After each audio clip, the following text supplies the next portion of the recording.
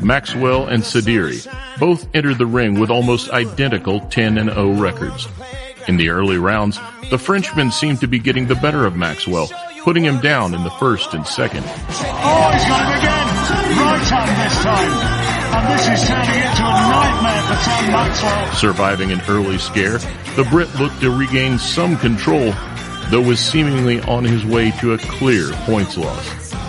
That was, however, until the 10th and final round. Well, is this going to be the round that decides it? Sadiri landed a clean few shots, which led to careless showboating and dancing around the ring in pantomime fashion. 大家好，老师从业中医男科30余年，帮助了数千名海内外华人朋友通过中药调理重回男性雄风。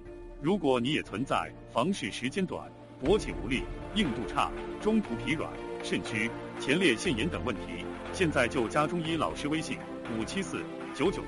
574-993-200，纯中药，一人一方，治根治本，帮助你持续坚挺20至40分钟，补肾壮阳，延时助勃，彻底告别快男软男。记住微信574-993-200。Villanueva dropped his hands and taunted his opponent. Needless to say, just 5 seconds later, he came back to haunt him.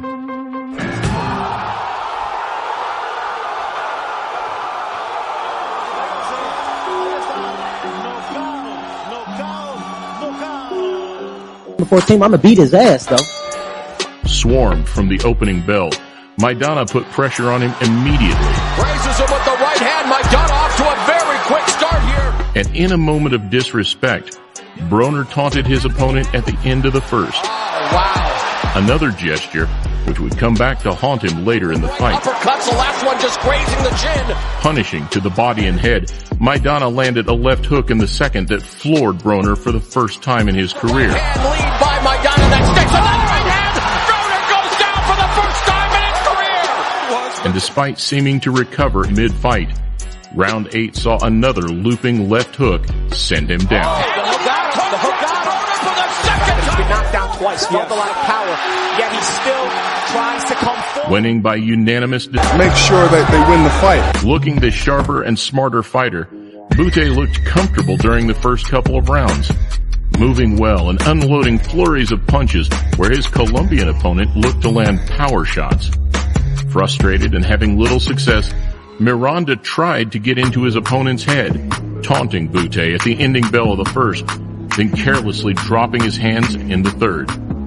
And just like the fighters featured previously, we know how this ends.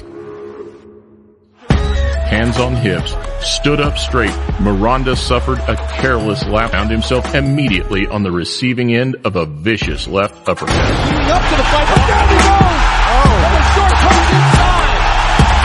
Then he gathers. Fighters that had been beaten previously, but still had a lot at stake.